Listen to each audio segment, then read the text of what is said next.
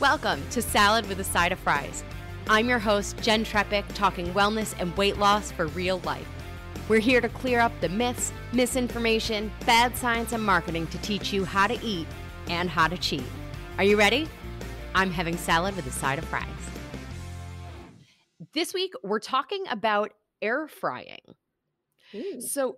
Right? So this one holds a place in my heart because I feel like it got its start in like the infomercial life.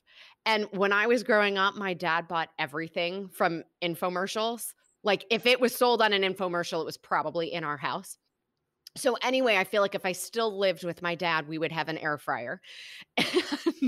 And this question actually came up from a client a couple weeks ago, and I made a note for us to talk about it here.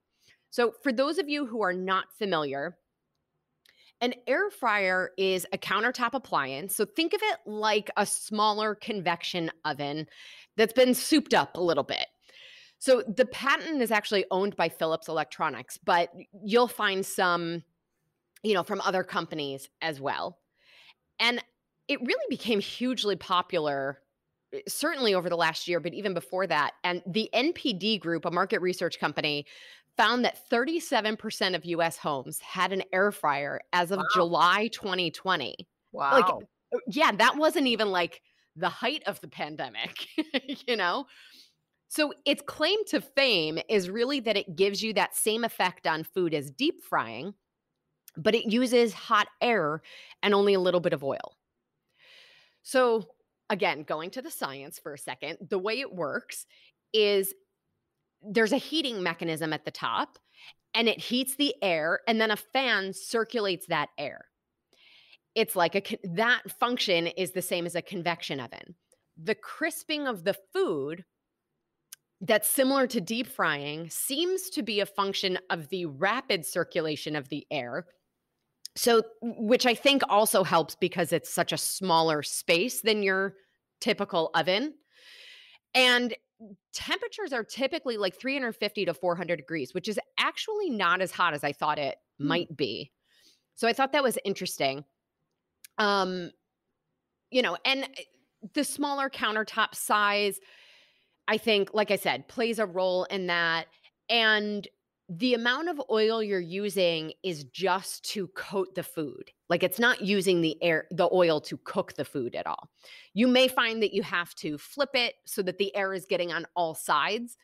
But that's really the function. So what does it actually mean for our food? So certainly saves us fat, right? Specifically like the trans fats and the saturated fats in fried foods, which is what happens when we're heating oil, right? And deep frying something in a traditional way. So in this regard, air frying is certainly healthier than deep frying. And we want to be sure to keep the health factor, which means we're not using too much oil in the air fryer. We want to make sure that we are getting healthful fats in our nutrition over the course of the day, but we don't want to put them in with the air fryer. And really, I've heard, I don't have one, but I've heard that people who, too much breading or too much oil in the air fryer will actually just leave you with soggy food instead of getting the crispy thing that you're looking for. So we've talked about this before, but there's something about cooking foods at really high temperatures and the chemistry of the food and the nutritional value that we're getting. So does this apply here?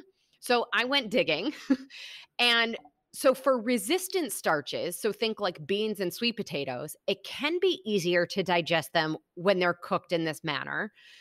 And it can help us, absorb those nutrients, the bioavailability. So in that case, the air fryer might be helpful. But I want to know, because we've never talked about this on the show, but have any of you heard of ages? Not ages as in getting old. Yes, I know. Right, you ages. Have. Yeah. I do. Yeah. Oh, yeah.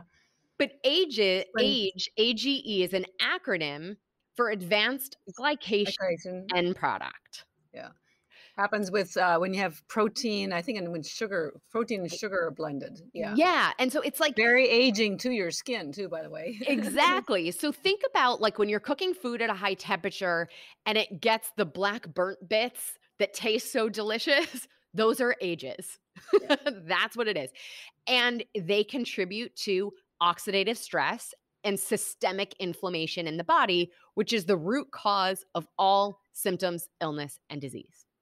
So in particular, studies have connected ages, advanced glycation end products to diabetes, cardiovascular disease, and cancer. So the note here is that the air fryer is high temp and dry cooking, and especially when used with proteins, right, is more likely to create those ages and have higher levels of ages in the food than cooking those proteins in other ways. Hmm. So where does that leave us, right? What's our key takeaway? So air fryers are a great alternative to deep frying. However, there are some consequences to cooking food, in particular protein, in this manner. So think about how this air fryer is fitting into your life. If you're air frying food instead of eating French fries when you go to the restaurant, maybe that's a plus. But if that means that you're now eating fried foods most days of the week, maybe it's not such a great tool, right? So it's really about thinking, where is this fitting into the bigger picture of our nutrition, understanding where we're coming from, and taking small steps that we can maintain. So maybe stick with the air fryer for your homemade sweet potato fries on occasion, and then let the air fryer stay in a cupboard instead of taking up all your valuable counter space. Good? Yeah, yeah. I know. Awesome. I wish I wish we could eat everything that we wanted because the food companies have figured out what tantalizes your taste buds. But the reality is, clean eating will get you a longer life, Absolutely. with fewer disabilities. Because it's not just that you're going to live longer. Trust me, you don't want to live longer in pain or with sickness. Living longer that way is not any way to live. Yeah, We it's the want you to quality be of the life. You want to be talking about quality. And when you're younger, you don't think of those things, but it's cumulative. So start your good habits now, and I promise you will be grateful later on. Absolutely. Well, Catherine, thank you again for being here. Thanks a lot, Jen. I appreciate it. Thank you. Absolutely. As always, everybody, I'm your host, Jen Trepeck. Connect with me on Instagram at Jen Trepeck, JENNTREPECK. All our social is at that handle. So Facebook, Twitter, all the places.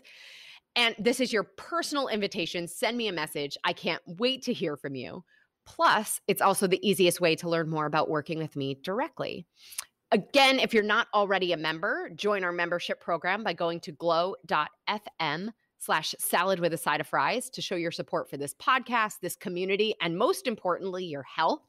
You'll get this week's recipe for the sweet and spicy roasted tofu and squash, plus the article, What is Junk Science?, which walks us through how to decipher clickbait from information that we actually want to consider. So until next week, remember, add in your algae for the health advantages of Mother Nature's oldest and original food.